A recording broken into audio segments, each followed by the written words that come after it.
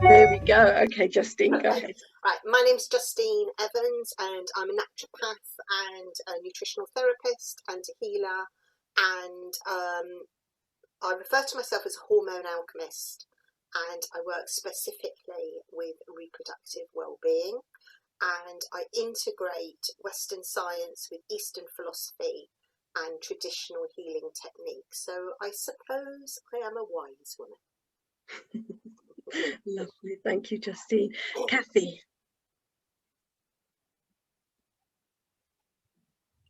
Hi, I'm Cathy Rowan. I would call myself a feminine transformation expert, and I'm basing that on long background in feminine spiritual traditions, feminine tradition, Indian tantric traditions.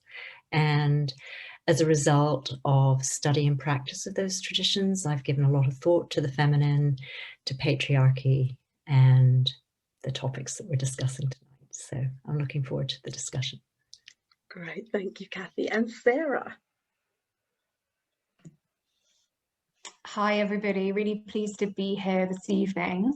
My name's Sarah Wheeler and I've got a background in personal development and counselling, but now I work as a yoga teacher and a Reiki master teacher.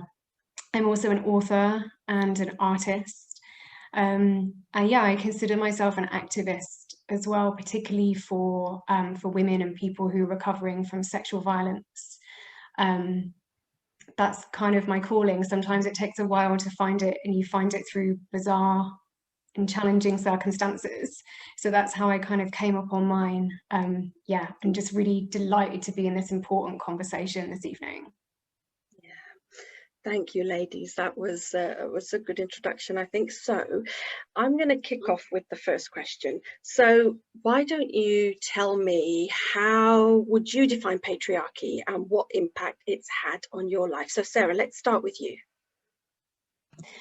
Yeah, sure. So it's such a massive topic. I think if you hear the word patriarchy, you can't help but have some sort of bodily or like visceral reaction to it. And sometimes that can happen before the mind is kind of caught up with how one might define or describe it. And there's so many kind of tendrils that come off like the legs of patriarchy as well, that have their kind of grip around different bits of society and societal conditioning. I think for me, I would define it as a system that primarily suppresses the kind of mystic, the magical, and the healing, like the healthy aspects of them, both masculine and feminine energies.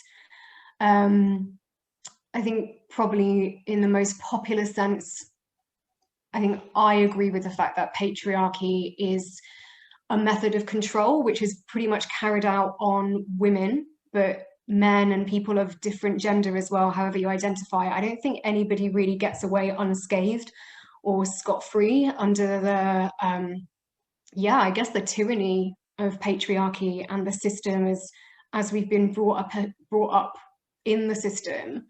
I'm guessing that within this group and people who are watching, we've got people of different age groups as well. So maybe our different ages tell us something different about patriarchy.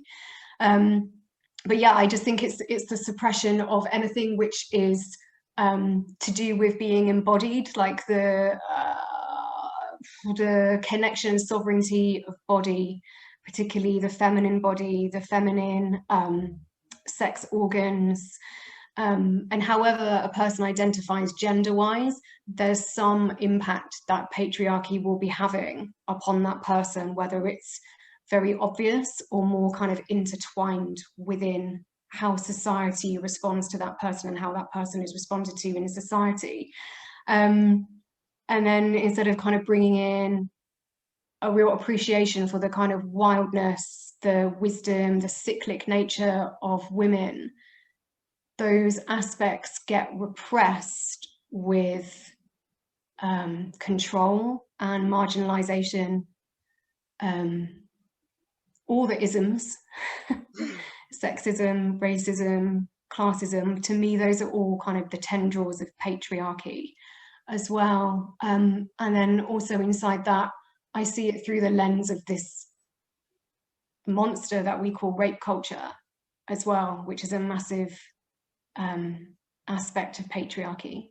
So yeah, I've said a few different things there, and there's definitely a lot to unpack, but yeah, I think that's how I would speak to that right now.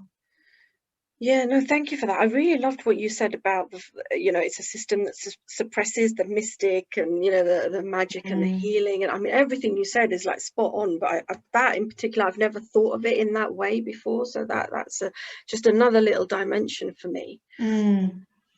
Cathy. Yes, well, I agree with what Sarah said to me. Patriarchy, if we're looking at a definition, it's a fear and control-based structure, and that invalidates what we might call feminine values, which I see as being life positive values that are in the interests of the whole. So therefore we get the invalidation of the earth, of emotion, of the arts, lots of things that would be considered feminine. But I think the really insidious thing about patriarchy is that because we've all been brought up and educated within that sort of like what I'm thinking is, it's interesting we use the word matrix, which of course would have derived from matriarchy, but we also use it for patriarchy. Within the patriarchal matrix, which is a contradiction in terms, we've internalized it. So to me, when we're looking at patriarchy, and I know this will go on to one of your later questions, Samina, about removing the gag, but I think it's important for us to be aware. It's not just that it's the external system that we live in. It's sort of like it's the water that we swim in, but we've internalized it as well. And so our journey, I mean, I think like my realizations of what patriarchy is came through my experiences throughout my adult life, because I didn't question it initially, and I'm sure many people will say the same. You're educated, if you're educated and you follow a defined path, and in my case I came from quite an academic family, so it was you go to university, you get a professional job, you work hard. And my confrontation of patriarchy came through things like taking the pill in my 20s, which didn't work for me. And I suddenly realized that actually this didn't do women's bodies any favors. I ended up with chronic candida for a number of years. And then I sort of burned out really trying to work according to patriarchal standards. And when I sort of unraveled all that in my 30s, I realized that I was trying to work in a way, this like logical, rational way, repressing all my emotions and not, sort of not listening to my body effectively. That's another thing about patriarchy. I think it doesn't encourage us to really listen to our bodies. And so, yeah, it was just in confronting all the things anybody here who's a mother will know that, through the whole process I found of, being pregnant and having a child and, lots of things I felt they were not, were faced with structures that didn't seem to be necessarily in the interests of women's lives and bodies. So I agree also with Sarah, not necessarily about women, but the way that I've heard it expressed before is that for men, patriarchy is like being a fish swimming in water. But for women, patriarchy is like being a bird or something else trying to swim in water, which is foreign to them. So that's why we're more sensitive to it. So I don't think it does men any favors, and I know we're going to talk about that. But men are a bit more blinded by it than women, I believe. Yeah, no, absolutely, I agree with you. Justine. Yeah, so thanks for asking me here today. I doubt that I will be able to explain it as eloquently as Sarah and Cathy, but when I was thinking about this word, I brought myself back to my own childhood and my own experiences. And for me, patriarchy means establishment and authority. And I have always been very anti both of those things. And when I thought about that, I realised that it was, a lot of it was to do with the father figure and Western approach. I mean, obviously I can only talk about Western approach because I've only ever lived in the West. So, but when I really started thinking about it, I started to think of my personal experiences. And then I realised that actually there had been sexual, physical, mental, financial, educational, and cultural abuse throughout my whole life. And I don't mean that necessarily that abuse has got to be in a incredibly derogatory way, but just the fact that, for instance, as a child, my father did not consider it necessary for me to go to a private school, but he did consider it necessary for my brother to go to private school. You know, so my father's attitude towards working was that women didn't need to work because they were always going to have a child anyway, and what was the point of training? The mental abuse actually was that my father was very abusive to my mother, and so obviously I experienced that. Financial was the fact that actually women have never been expected to earn the same kind of salary as men, despite having the same qualifications and putting the same much into their work. And educational is also, you know, along that with, you know, people's qualifications, their standards. And I realised very early on that actually, you know, I've been self-employed since I was 21, I realised the other day.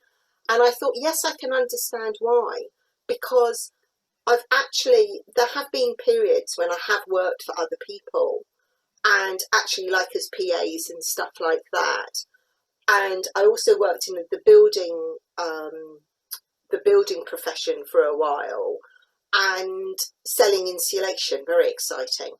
And actually that's a very man's kind of world. And you know, I really care for women, and obviously, you know, I've studied and I've been a naturopath and nutritional therapist, healer, etc.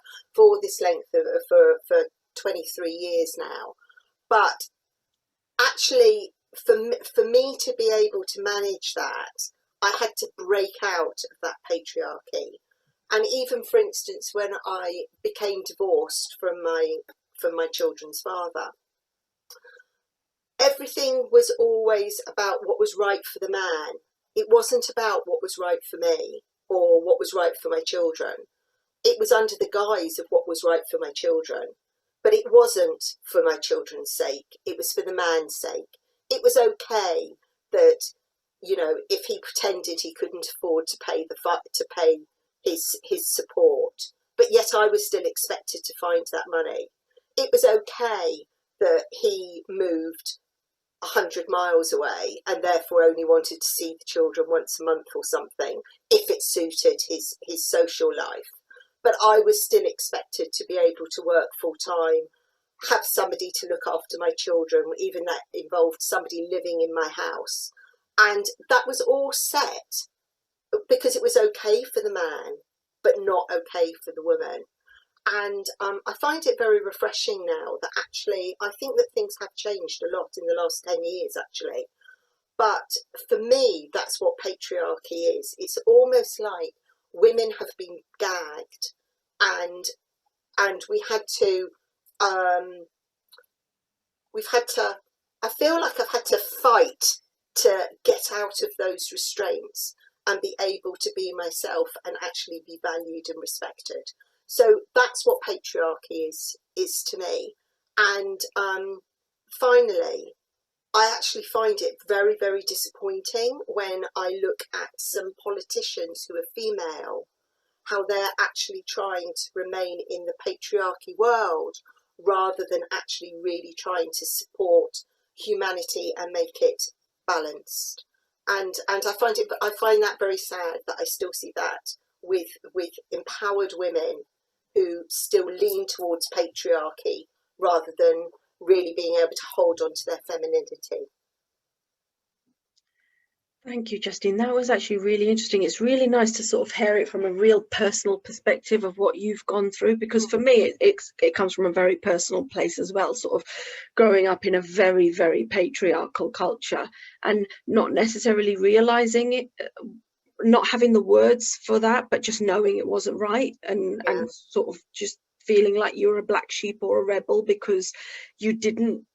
But also a bit like what Cathy's saying is the water we swim in, you don't know how brainwashed you are into a certain way of thinking, because it's just, well, you're programmed, aren't you? It's not, you know, I wasn't it's not that I was being programmed, but that's the way that it was. And if I look at my mother or my grandmother, then the way they had it was 1,000 times worse than I've ever had it. Yeah. But yet, obviously, you know, when I think about my grandmum or my mum, some of the things that they tolerated was just, we just wouldn't accept it in this day and age. But in honesty, it was actually only 50 years ago. People forget that. Yeah, we've got, we have come so far. Even if you're just looking at, maternity leave, that's something that has happened. Although still, obviously, very much for, that's still very patriarchal, I suppose. Yeah. I just wanted to come in and sorry, Samina. I just wanted to come in and speak to that thing about just when you're in the water. You don't know you're in the water, except that you're a bird in the water, and it's a totally unnatural place for you to be in. And, it's a really bad idea to put a bird in water unless it's a bird that actually knows how to swim. It's really not going to go very well. And it's kind of like, well, look at that. Let's look at how that's been going for millennia since, since organized like monotheistic religion came and went to the wise women and the witches. But yeah, it's like, you don't know you're in the system because you're in the system. So in that sense, it's like being in a cult, and the programming that happens to have you be so blinkered and so stuck with not even feeling able to question what's going on, again, because it's the water that you swim in. Yeah, no, absolutely. Leanne, I don't know if you would be willing, but I don't actually know about this. I don't know the background of this. So if you're willing to unmute yourself and sort of that, oh, thank you, fabulous. Christine Blasey Ford was a professor of psychology, and she came out about a near rape experience that Brett Kavanaugh, who's now in the U.S. Supreme Court, when he was being nominated, she testified. And I mean, it was a nightmare how she was treated by especially the far right-wing press, especially on Fox News. And I know she received death threats and she had to move out of her home. But it just amazes me how she was completely negated by a certain segment of our culture. And I don't know if you've ever heard of Anita Thomas. She was another one who came, Thomas, I can't remember, Clarence Thomas, he came on the Supreme Court maybe about 20 years ago in the US, but she was another one who came forward to talk about her experience with him. And she was treated horrendously as well. And it was all men who were questioning her. I still remember that. It was traumatic to watch. And, I'm still affected thinking about it. It's just such a negative experience. Yeah. It's Absolutely. true, though, isn't it, that, any woman who has gone through any sexual trauma, whether it's attempted rape, whether it's whatever it is, whether it's related to a man being physically or mentally abusive to her in a relationship, or however it is, I know from my experience, I actually had to almost like prove that it had happened to me. It was not. It was almost like they were down on me straight away. It was my fault that this had happened. I behaved provocatively, or I'd had it coming, or I shouldn't have been so annoying, or the guy hit me because because I pushed him too far or cornered him, you know, in an argument or something, and so they lashed out. And actually, that's patriarchy, because that's so wrong. It's actually you are being blamed for something when actually you are the victim of it. I don't like the word victim, but you are actually asking for help from a situation. You have called for help, and actually what's happened is it's the opposite. And it sounds like, you know, what you were saying, Leanne, is the difference with that is that it was being shown to the world in that political arena, and it was like pushing those poor women down and really abusing them for being able to try and speak out. Yeah. But in a smaller way, it happens within the police, within the law, within all sorts of different ways. I mean, the fact that it happens like that in a public forum for for the whole world to see, and that's okay, makes it okay for it to happen everywhere else. The fact that there's 100%. not a huge, you know, like, people should be scared of looking like arseholes, but they're not, because it's all right. People aren't we live in scared. patriarchy, right? I think, just touching on what Leanne was just saying, and yourself, Justine, and thank you for sharing from personal experience about that as well. Just mentioning about how it is when you report to the police. And I've got to say, from my own experience of dealing with the violence and abuses that have happened to me, the police officers that I met and had, you know, like one-to-one time with, I can't say enough good things about those people. They were amazing, and they were operating inside a system which was set up to have the victim, and I get what you mean about the word victim, but it's appropriate in this case because the person has been victimized. When you've been penetrated without consent, that is a victimizing thing.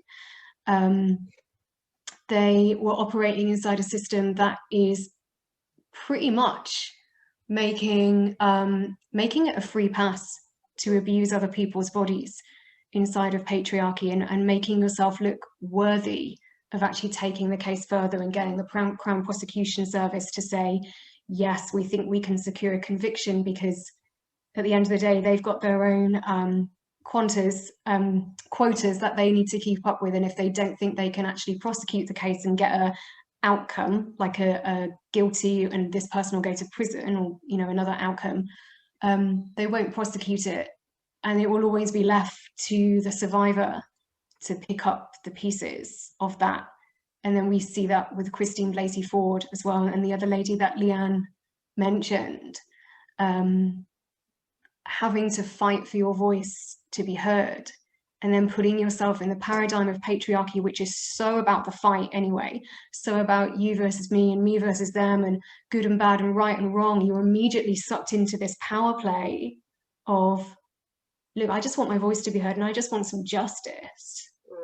But what I have to do is actually play the patriarchy game to make sure that that happens. Again, it's the bird in the water. God, it's just like, it makes me feel really heavy. Sorry, go on, Cathy. Can I just pick up, Sarah, your last point about playing the patriarchy game? Because I know we were talking about this aspect of, you know, fighting the patriarchy and playing the game. And of course, it's important to stand up for ourselves and fight for, you know, what is fair and right. And it's like, if we only do that within the context of patriarchy, it's like it continues the fight, because you're like always in duality. It's always one thing against the other. So at some point, and I'm not saying, you know, like when you're immediately in a situation where you've been victimized, but for those of us that are not immediately in a situation of being victimized, I think in the importance of, you know, how do we address patriarchy, we all individually need to get to a point of standing for something, for those feminine values, and dismantling those inner patriarchal wounds within ourselves. Because I see the wounds of patriarchy being what I would call the feminine wound, and I see it as being a cocktail of violation and invalidation. I mean, if you want to suppress anybody, violation and invalidation are the effective tools to do it. Many, many cultures around the world have suppressed women that way. Yeah, well said. Yeah. So at some point, our route through is to heal those wounds and to make a stand for those feminine values, not from just a point of fighting against, but knowing what we're standing for and being really clear about that. Maybe even showing a better way. Yeah. Role modeling. Yeah.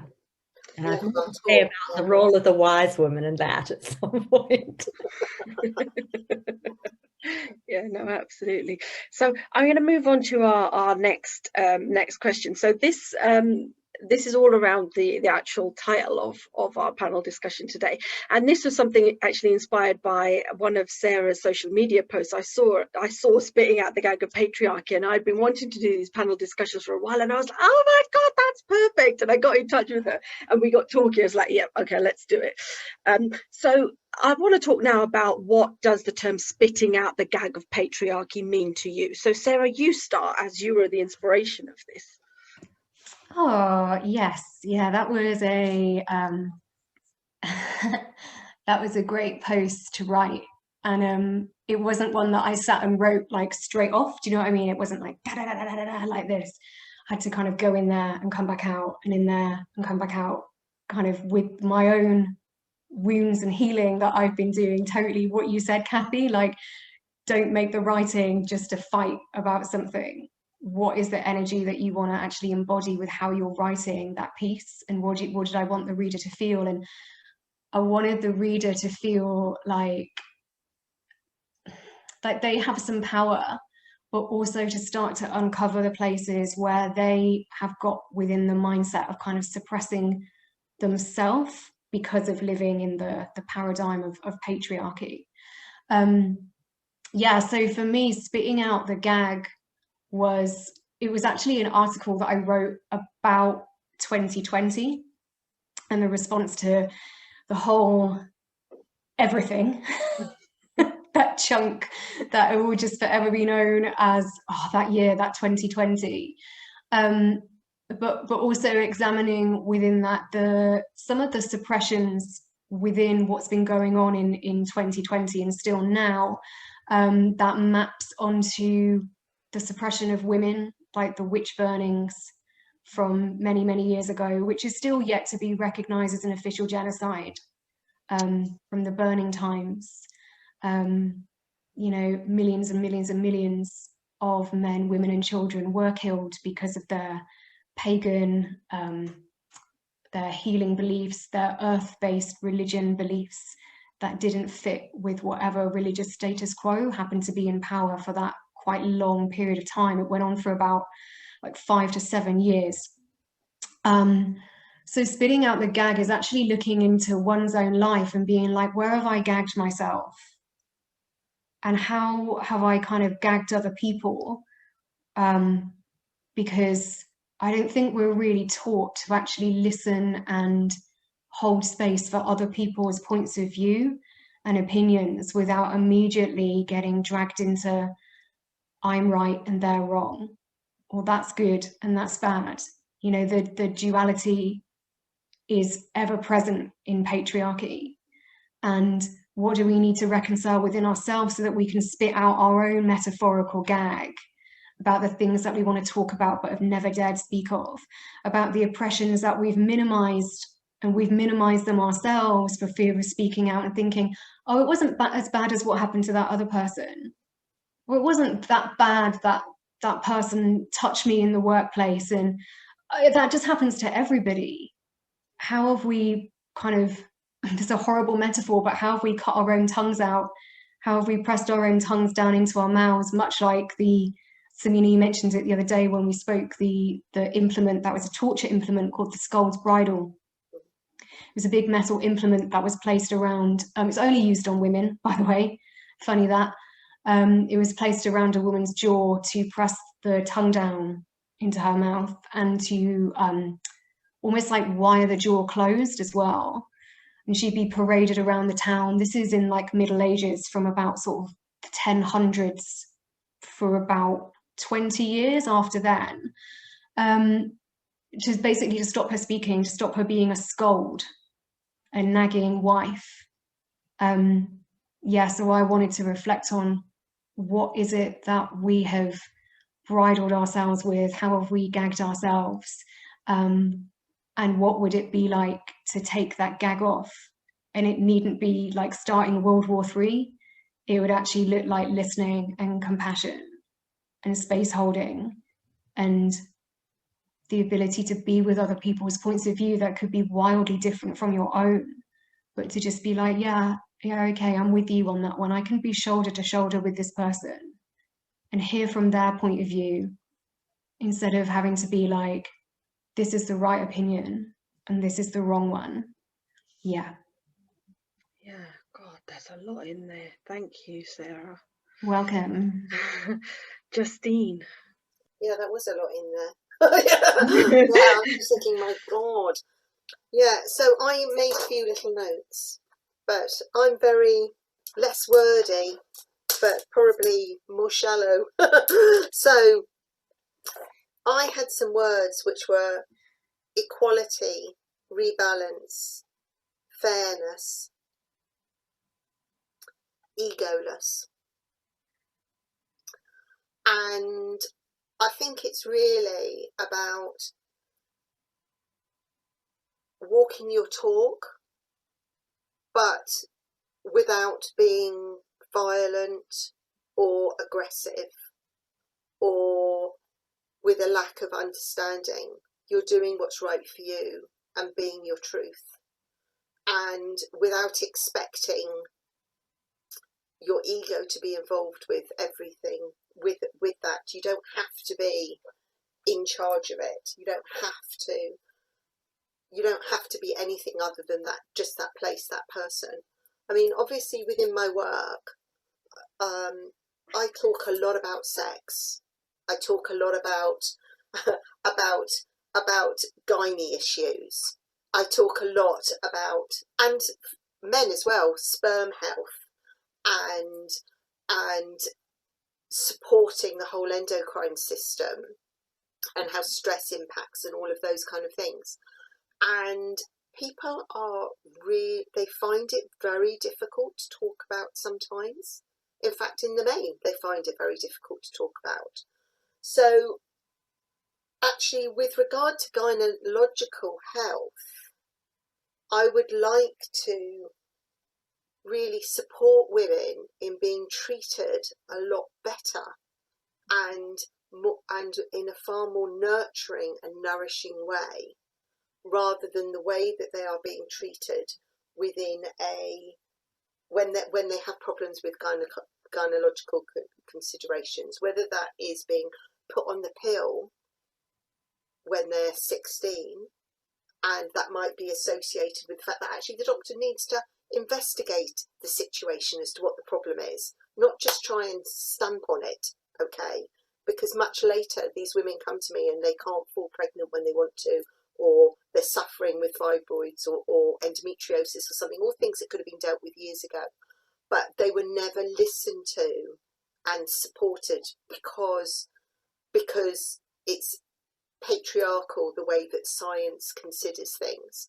And when I'm talking to men, they squirm when I'm talking about certain areas of their body or asking them questions, and that's them not being in touch with they're being too patriarchal. They're struggling with being able to connect with that feminine side.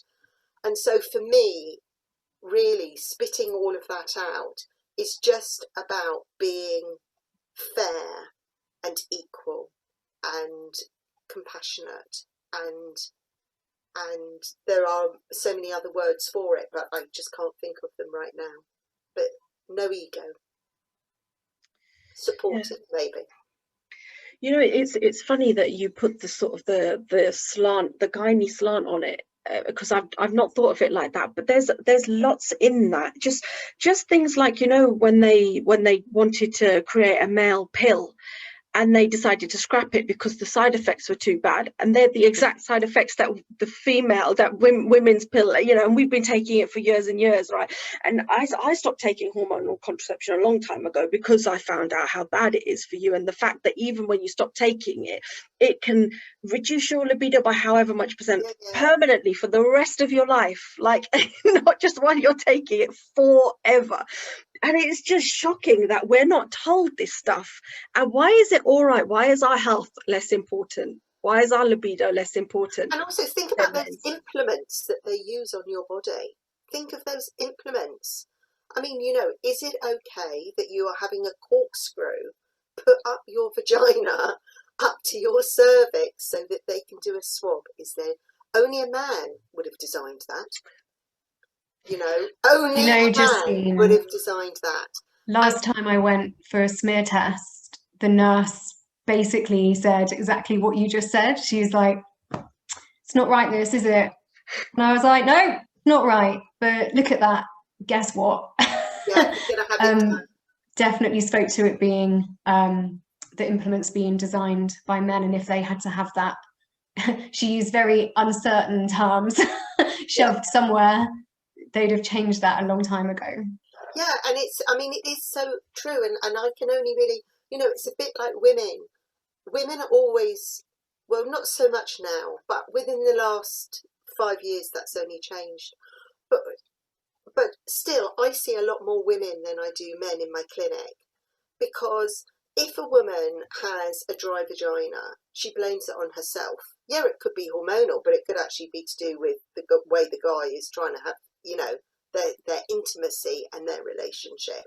But she will take responsibility for that. She will take the blame for it, okay?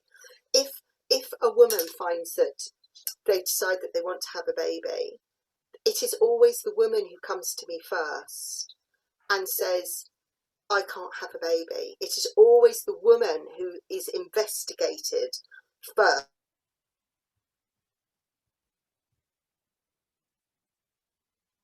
Fertility, it's a 50-50 thing right now, okay? We're on a 50-50 thing here.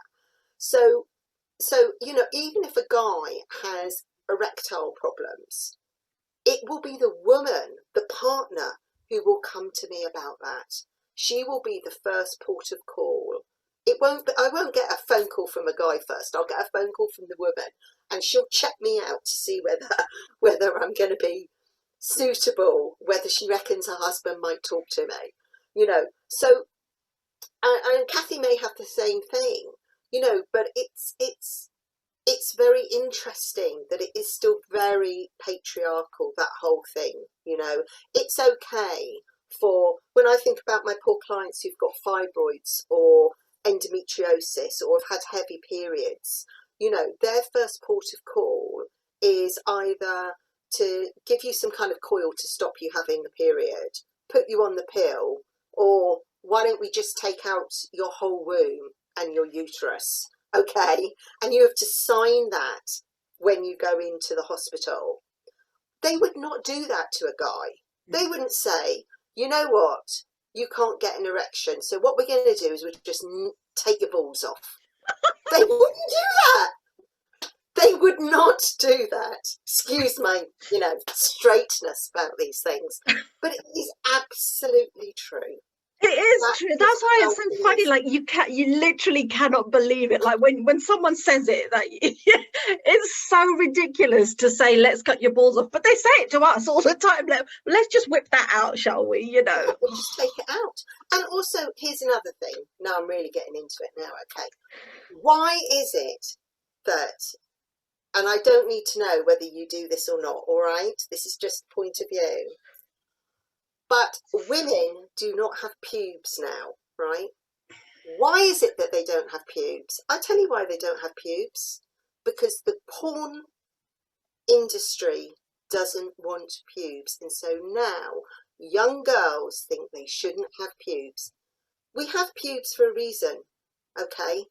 It is supposed to look after that area, protect that area of our body. Now, why do women want to look like little children? just going to leave it at that, because maybe I'm just getting a little bit graphic now. but this to me is patriarchy and spitting it out. And actually, I think we should just be able to talk about it. You know, if I say to a guy, okay, I'll tell you what, let's just do a little bit of a waxing now, shall we, while you're on my therapy couch? Let's see how you like that. You know, just, I would love to do that. Actually, you've got me really thinking now. But yeah, yeah. Actually, I think it's a really, you know, it's valid. Sorry, Cathy. It is so valid. You know what, we could, I just feel like we could talk about this point forever. Cathy, go on.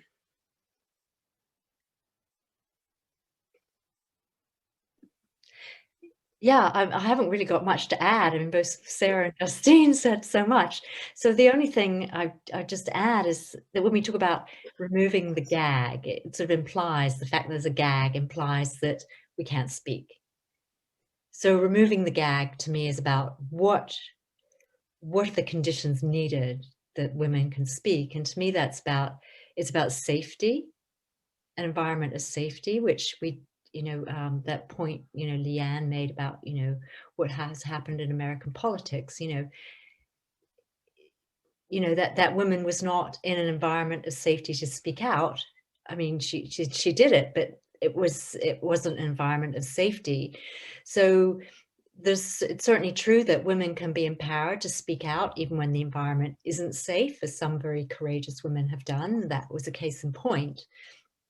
But in general, I feel that's what's needed to remove the gag, is really for women to feel safe. And I think it's happening. And, you know, forums like this,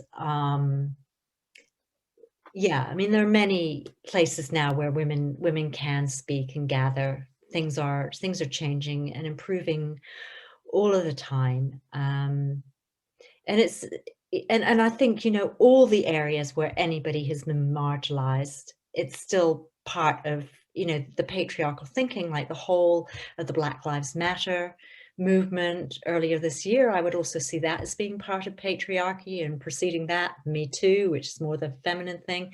Now, these are all ways in which, bit by bit, these gags are being removed. So I do think it's starting to happen. And I do think it's a long, you know, it's a long process. But, you know, I think it was Justine said at the beginning, you know, there is a lot that's happened, you know, even over the last 100 years. Because I remember a few years ago seeing the film Suffragette in the cinema. And I don't know how long ago that was, maybe 5 years ago or so. And the character that Carey Mulligan plays in the film, I worked out that given the age she was at the time in the film, that she must have been born in the early 1890s, you know, if we said that she was a real character. Well, my paternal, my grandmother, my father's mother, was born in 1892. So what struck me is that a woman who'd been a big influence in my life had grown up, and she was a seamstress as well, had grown up in conditions like were portrayed in that film. So that's somebody who influenced my life. So if we look at that, then there's been a huge amount of change. So let's just hope it's still continuing. But yes, there's still a lot to do to remove that gag. No, yeah, they were right, Leanne. It's not that long ago that women first secured the right to vote. You know, and I was talking about my experience. I graduated from university in 1978. Equal opportunities legislation was passed in 1975 in the UK. I had a friend who was a couple of years older than me when I was in my 20s, and she had like framed in her downstairs toilet in her house in London, she was a journalist. She had framed a letter from the Guardian, which must have been, you know, around 1974, 1975, pre the legislation, which sort of said, "Dear Miss So-and-so, we regret to inform you that the Guardian will not be recruiting any female trainees this year." They do that. And in the United States, and we have people here from the United States, there's a whole bit about, you know, the Equal Rights Amendment. If any of you watched like Mrs. America on TV, series is on, watch it if not, because it's about, you know, states ratifying that amendment. It never got through. Well, the final state, the 38th state needed, I think was actually only got that final 38th state this last year in 2020, and they've been campaigning for that equal rights amendment. I was shocked that had actually never actually been passed in the United States. And it was only last year that they got the final number of states they needed to pass that amendment. I don't know what's happened to it since, but so yeah, lots has happened and lots has not. Yeah, I think what you say about it having safe, like if it being safe for women to speak up and speak out, and that's how we get rid of this gag of patriarchy, is so true. And I mean, Leanne's put something in the chat about a movie called I can't get the chat to go back up, but it was about the belly of the beast. The belly of the beast. So apparently they were legally removing wombs from female prisoners in California, right? So it's being able to actually have you know, art, whether it's through film, whether it's through painted art, whether it's through you know, conversations and discussions like this, where, you know, the whole Me Too movement, so many women were able to speak out because it was a bit safer, because loads of people were doing it, right?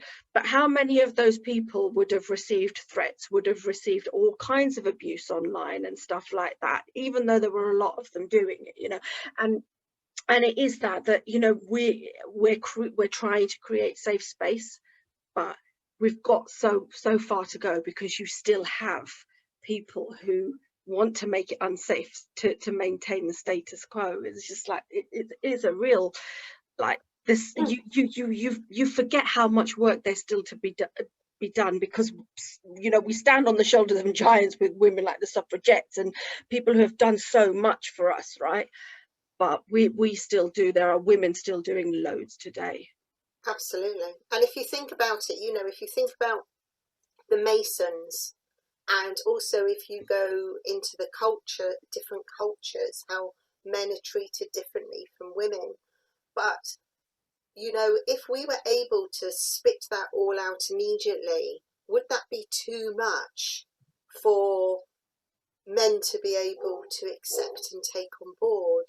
So maybe the matriarchy is about understanding and appreciating that whilst it's wrong, that a different approach and allowing that the cycle of it to happen, especially when we look back and see how much has happened over the last 100 years, we can actually see how far we've come rather than seeing how far we've got to go, and allow that whole movement to fulfill its destiny and work its magic, because there is still a lot more work to be done.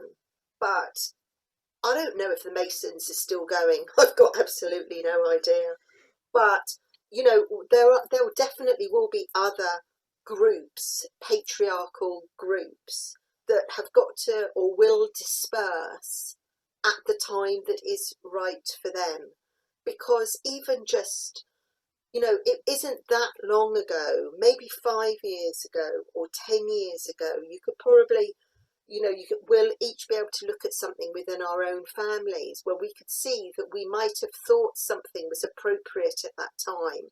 And we now know that our thought patterns are not relevant or acceptable in this day and age.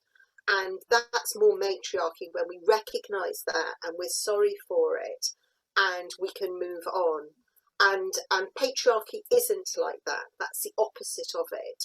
So maybe it's also about allowing that whole flow to happen and that cycle to happen, and to also keep recognising what we have achieved. I love that, Justine. I've got tattooed on my arm. I don't know if you can actually see it from that angle. Just about, I've got acknowledge progress tattooed on my arm.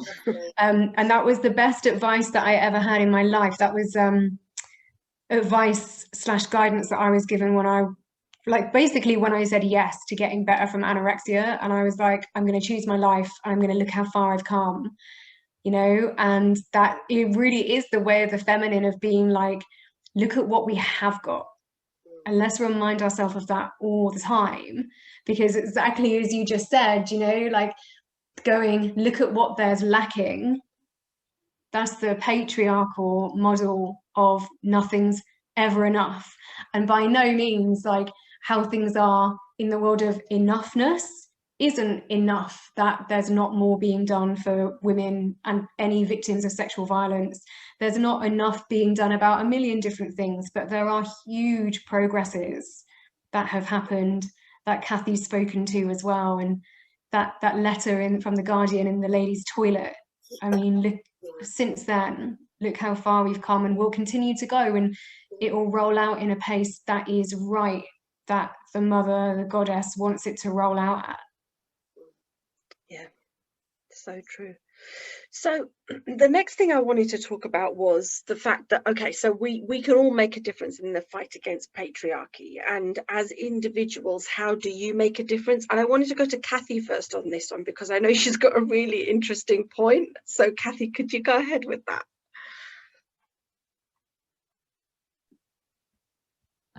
Yeah, now I'm beginning to wonder what the point was that so you said that actually we shouldn't be seeing it as a fight, because I'm like, oh, the fight against patriarchy. Yeah, I mentioned that a bit at the beginning, that what I was thinking is, if you're fighting against, there's a requirement for evolution to a new paradigm. I think that about recognizing the truth that masculine and feminine are never separate. And when we're in that fight, we're sort of separating masculine and feminine, at least in our heads. It's often made out about like the battle of the sexes. And I don't see it as about that. And I know one of your other points was about how patriarchy was damaging for men too. And my answer to that is yes, because they don't never develop their inner feminine. And we haven't, patriarchy essentially, to me, the difficulty is it's really not recognizing the whole. It's not a holistic system. And that's really what we, what there needs to be wider recognition of, in the way that people are educated, that, if you open your eyes and look, how can everybody not be valuable to the whole? How can you separate off certain bits and say this bit isn't needed or this bit isn't valuable? How can you conceive of a world where every individual particle isn't like one facet of that whole? And one of the things that's been the things I've loved about, studying those Indian tantric traditions, they just see, I think many people will know they have a concept of, Shiva and Shakti, and some people see that as a bit like yin and yang, but that's not the way it is in the systems that I've studied. It's more cosmic, that Shiva is consciousness itself. Shakti is the power of that consciousness to create all form. So what we see around us, it's all Shakti's creation. And that's why they honor the feminine and therefore honor women, because, well, if it makes sense, doesn't it? Women are the ones that give birth. So is the power that's going to give birth to the whole universe be male? No, not on as above, so below. That's just not possible. So therefore, of course you would honor women, because they are the ones that have power to give birth to all of it, to all of this. Yeah. And where am I going with this? Yeah. So to me, this evolution that's needed is an evolution out of this separatist thinking. And I believe, it is there in the new sciences and quantum physics, which is holistic, but it's like this path to wholeness has to include respect for all parts of that whole, and seeing that every part of the whole has got to be important to the health of the whole. So it's like, once you're in that mindset, how can you be patriarchal anymore? Yeah. I love the way you just sort of, so when you speak about it, it makes me feel like, okay, what we need is a rebalancing. So it's not, okay, we're not trying to replace patriarchy with a matriarchy, and it's not this fight. And actually, in and of itself, that feels like a very feminine approach to something. You know, it's like, okay, we're taking something and we're making a whole. It's a whole, you know, as you say, the holistic approach to it. And I love that. And it's so perfect, and never something I had thought about until you said it. Can I Jasmina, you've heard me tell the story of Durga and the great goddess and the great demon before. Can I just tell it quickly? Because I just, it's a story from these Indian traditions, but it basically, the moral of the story is that the feminine is the greatest power in the universe. So that's why I was sort of interested in telling it, because this model has been so important to me as I've reconstructed my mindset. But the basic story goes that there were two, you know, there was a great demon who was creating a lot of destruction all over the earth, and bit by bit his armies were defeating and destroying everything and gaining power. Eventually the great demon was the most powerful force on the earth. So you can see the great demon as patriarchy if you want. And the only thing that the great demon did not have in his possession was the great goddess. So he decides, so that's his next target. So what he does is he sends her a marriage proposal. He decides if he marries her, he decides that if he marries her, then he will have her in his power. So he sends her a marriage proposal, and this is the great goddess in the form of Durga. And interestingly enough, she doesn't turn him down outright. She says, yes, I'll marry you, but only if you can defeat me in battle. So here I'm going against my bit about fighting, because there are battles in these traditions, but it's metaphorical. So he, of course, thinks that's going to be no problem because he's defeated everything else. So, you know, okay, it might take a few days, but of course he's going to defeat the armies of the great goddess and marry her and live happily ever after. But what happens is that Durga turns herself into Kali. Now, Kali is the feminine force of transformation. And it's said in these traditions that she's the loving mother, that all she really fights is anything that leads us into duality. So that's, again, the metaphor. So as Kali, the great mother goddess, fights the armies of the great demon. She fights them one by one, she defeats them. And the last ones that she defeats are his two main generals, who are called Chanda and Munda, which loosely translated mean too much and too little. So these are seen to be the dualities in operation in our psyche. You know, we're always too much or too little, superior, inferior, blah, blah, blah. So she defeats the two generals, and at that point she has the right to call herself Chamunda. And then on the 9th day of battle, she actually defeats the great demon himself, proving that the feminine is the most powerful force in the universe. So there's the hope for us all, you know, energetically. The feminine is the most powerful force in the universe, and however long patriarchy goes on, whether it's for hundreds of years or it's for thousands of years more, ultimately that truth will prevail. I mean, that's actually, yeah, it's written in. But the truth of the matter is that patriarchy has only ever come about from fear of the feminine.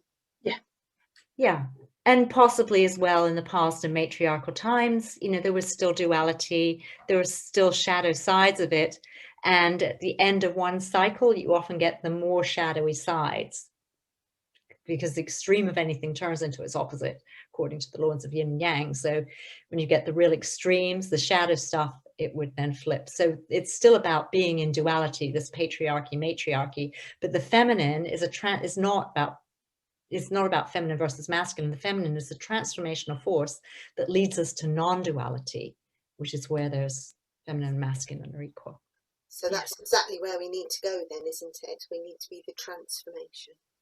And we are the transformation. And if we look back, so spiritual we development. can see in 100 years ago how much transformation has happened.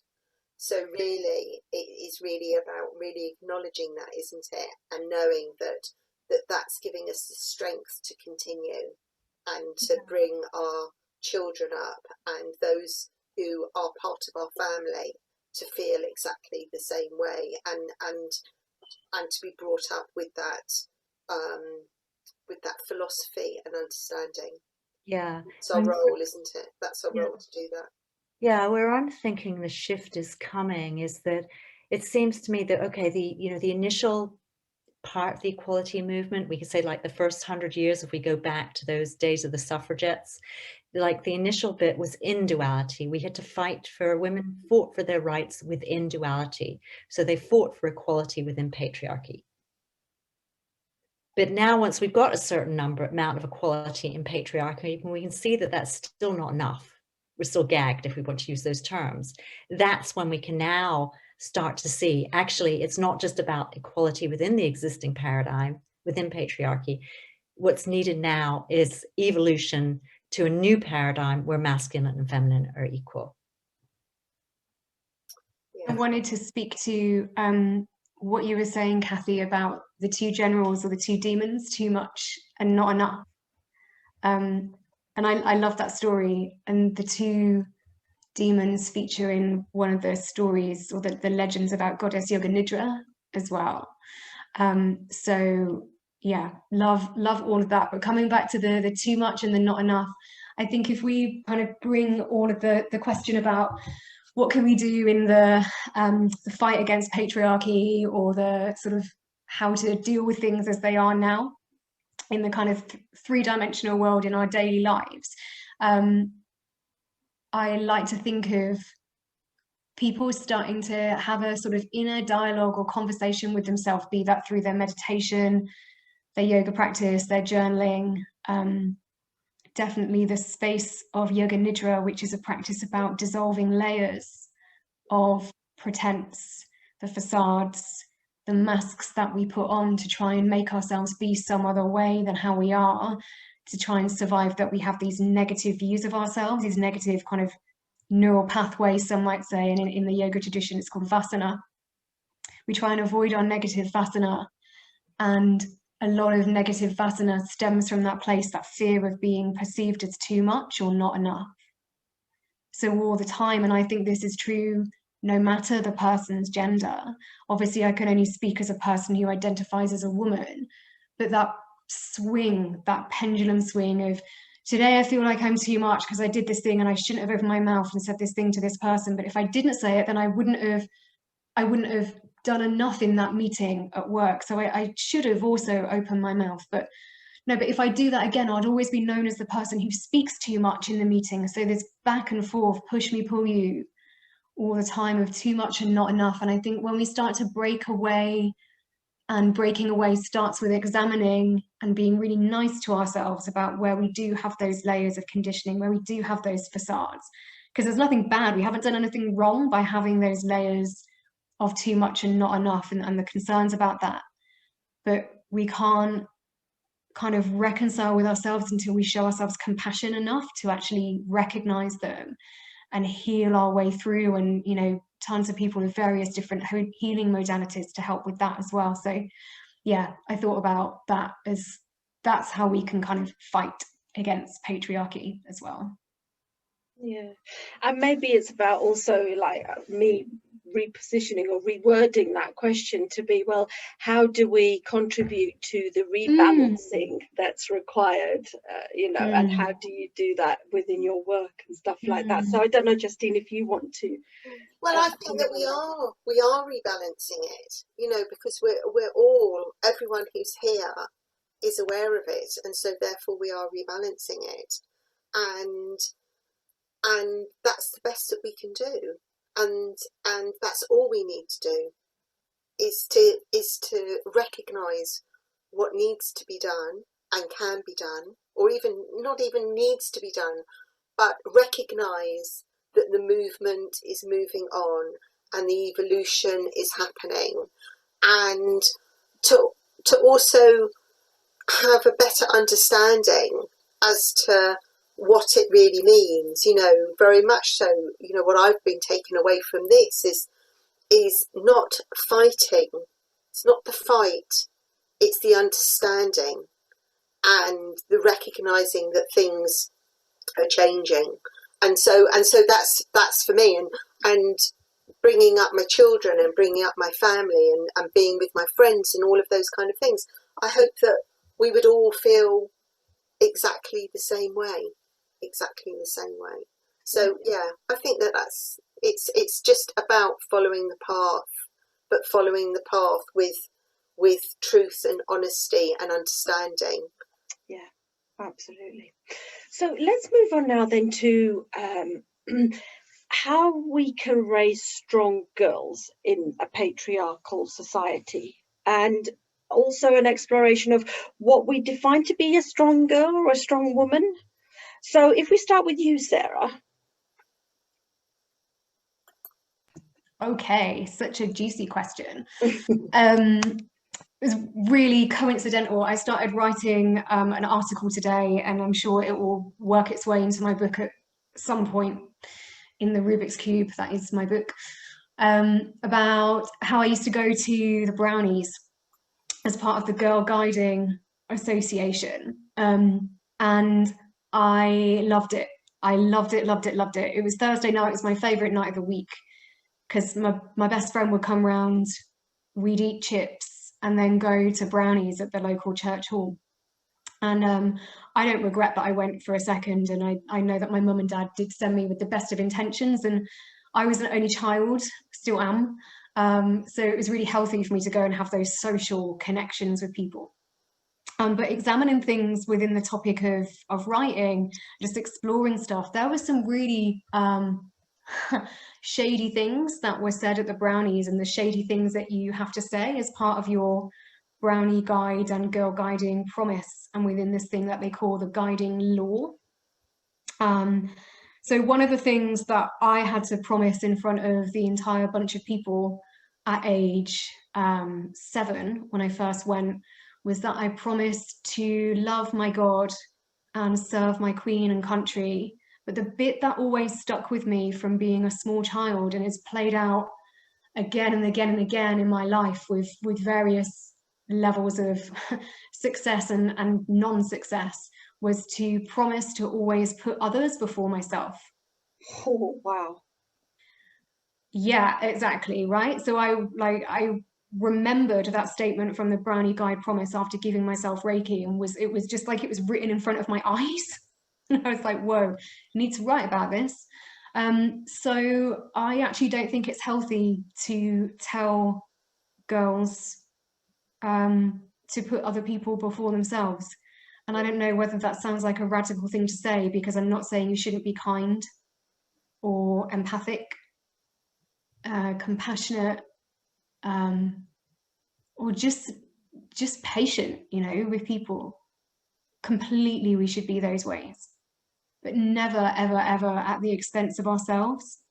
And that was very much the vibe of what was expected of girls who went to Brownies and then went to Girl Guides as well. Was, you know, you would earn badges to sew that your mom generally sewed onto your sash, to show the good things that you've done, and you'd be marked on how much you put others before yourself whilst you were earning your badge or doing that particular task.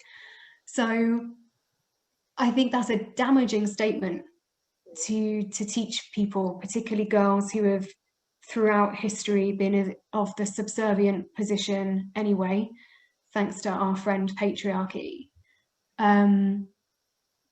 So yeah, I think being a strong girl is being able to be those things: the patient, the kind, the compassionate, the person who's not afraid to actually face and show emotions that have been kind of classed as the negative emotions, or even the ones that people kind of perceive as like the ugly emotions. You know, I remember being told when I was very little that I wasn't pretty when I was sad, and I wasn't pretty when I was angry. And of course I was a little girl and I wanted to look pretty all the time. So I was like, right, better not be those things then, because they don't do me any favors. And so yeah, so raising strong girls is having the capacity to hold and face and know yourself that it's okay to have those kind of emotions, whilst also being your own champion. And, you know, not going into the flip side of, you know, we're not trying to like build little narcissists running around on the planet, because that's obviously damaging in the opposite way. But yeah, strong girls know that they have to serve themselves. They can't pour from an empty cup. You just can't. And I see a lot of women and people who identify as women coming like across my way from yoga teaching and Reiki and doing different research for writing as well. And people are living on fumes. People are exhausted, and particularly in this last year as well. And I see so much burnout of women who feel like there's no choice other than to put other people before themselves. Literally even down to putting your own plate of food on the table after everybody else's, you know? Yeah. And there's only me and my boyfriend, and I don't have children, but I serve myself first, thanks so much. Because if I've made the food, I want to fill my cup first, because it took an effort for me to make the food and I want to nourish myself. You know, I don't make a song and dance about it, but I think there's some really dodgy messaging that is around in particular, like groups, clubs that we send our children to, you know. Also, strength comes from ownership of your body and knowing about your boundaries and what's your yes and what's your no, consent-wise. Knowing how it's okay to be touched and how it's not okay to be touched when you're not giving consent. Justine, just going back to what you said about pubes, sorry to take us down that route again, everybody. I wasn't a little girl when this happened, so that's a relief. But yeah, I was dating a guy once, this is about 6 or 7 years ago, who we had a couple of dates, we'd slept together, we'd had an enjoyable experience having sex. I got a text from him one night saying, oh, I wanted to talk to you about something. And I'm like, interesting, okay. And he said, oh, I'm not a fan of this natural look that you've got going on. Did you tell him to fuck off? Well, yeah, obvs. It took me a minute to actually understand what he was talking about. And I was like, natural look, like, what does he mean? I'm not quite sure. And I said, well, we'll say his name was Jack. It wasn't. I don't know what you mean, Jack. And he was like, yeah, your pubes are too long. You'll need to sort that out because I just don't find it attractive. And I was like, oh, that's a shame because you're never going to see me again. So yeah, how we don't get taught to say things like, nobody gets to tell me what my body has to look like when we grow up. So yeah, if I was ever a mum, which I don't think I will be, but I'd like to feel like we could instill in our young people that your body's your own business. No one gets to tell you what to do with it. Yeah, so true. And also that thing of, you know, getting children when they're very young to kiss and hug relatives or friends, and then they don't want to, you know, and it's like, well, what are you teaching young girls, or I mean even boys? I see it happen a lot more to girls than boys, you know, that you're teaching them from a young age before they've even got that cognition that actually you don't have boundaries around your body. Yeah, you're not sovereign, your body's not your own, it's for other people, and because they're bigger and older than you, they get to tell you what you do with it. Yeah, absolutely. Gosh. Justine, did you want to come in and add anything? Well, no, I think that, you know, you put that really eloquently. But I am a mum and I work with fertility, and so I have helped a lot of people bring in babies into the world. And I think that the kind of job that I've done, I'm very lucky in that a lot of my daughter's friends have come to me as well.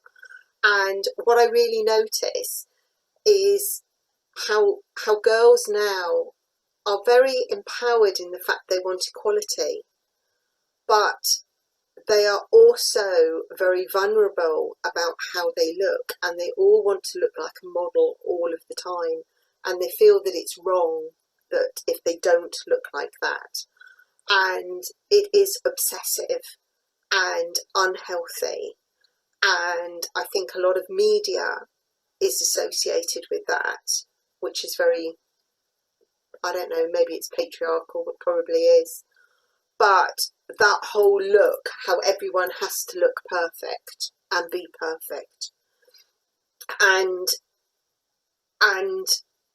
as a mum, I find that one of the hardest things. You know, my daughter is very eloquent in what she wants from life, her expectations of equality.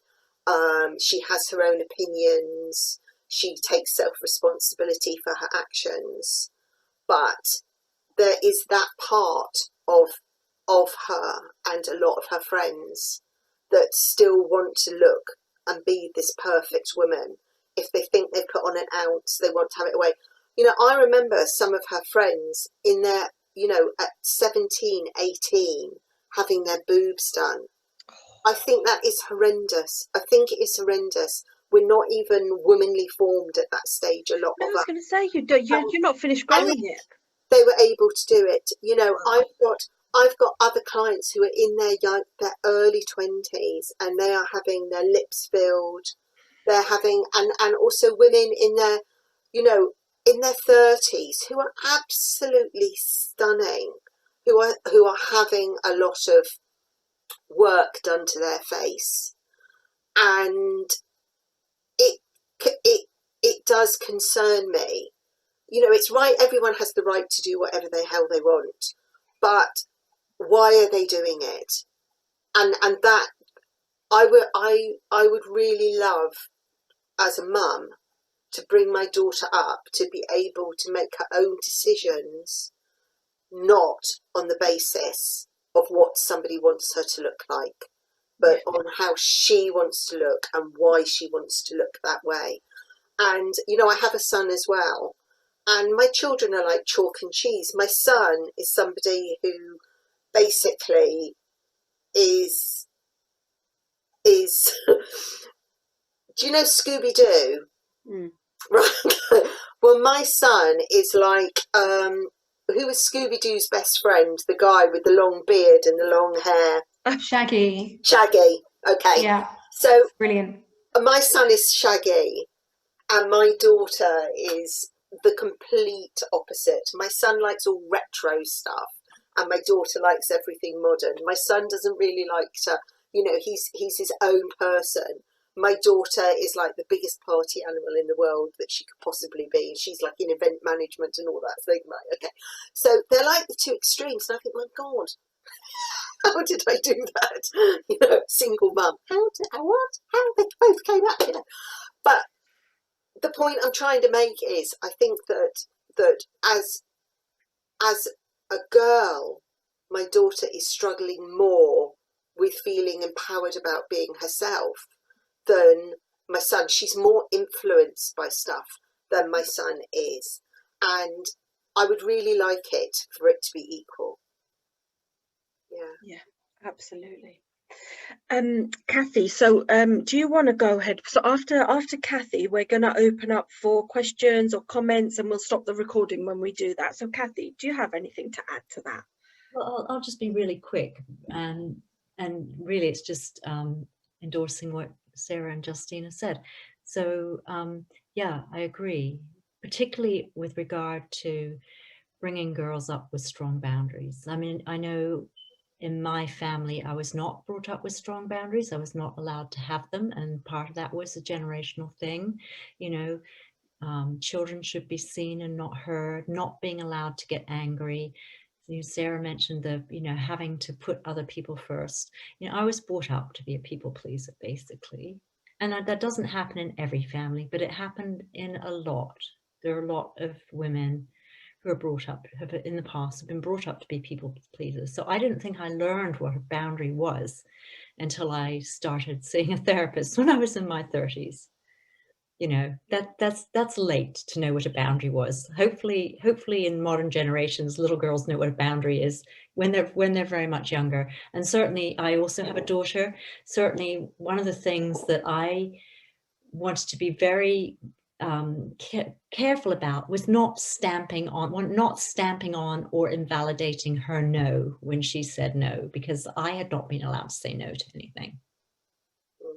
So I do think that's you know, that about the boundaries, and I think also, you know, what Justine said, you know, it is challenging for girls now as teenagers, even those little girls that have been strong enough to say no and have, you know, been allowed to wear what they want and everything else, and have developed their own characters, it seems they get into those teenage years and they're more heavily influenced by the culture. And yes, also the same experience that Justine has. My daughter does have friends who've had their boobs done at quite young ages. I mean, my daughter's just turned 26. So yeah, girls who've had them done in their late teens and early 20s.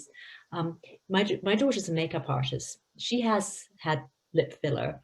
She used to work for MAC.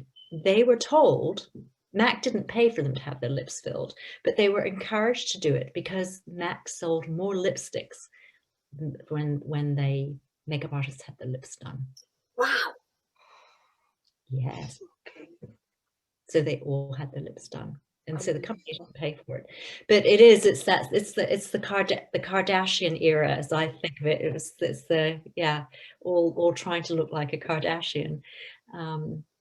Yeah. Hopefully that will change. I mean, the fashions change. Hopefully that will change, and they will. Yeah.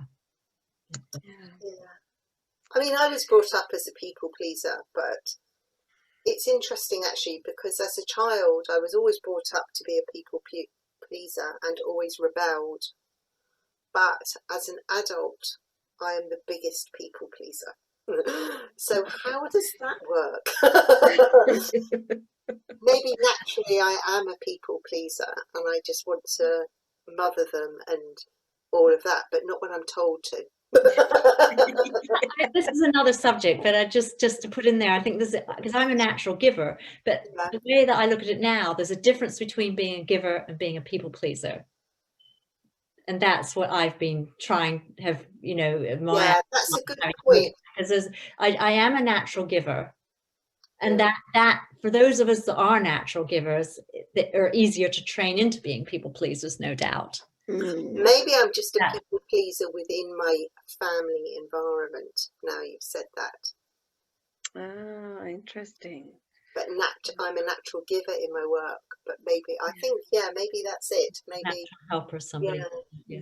People pleaser within my family to try and keep the peace. Yeah. It's natural to want to be when you want to be of service. I think it's like this, the people pleasing is almost like the shadow side of that, because it's like an extreme of that without the boundaries. But once you've got the boundaries in place and you know where your no is,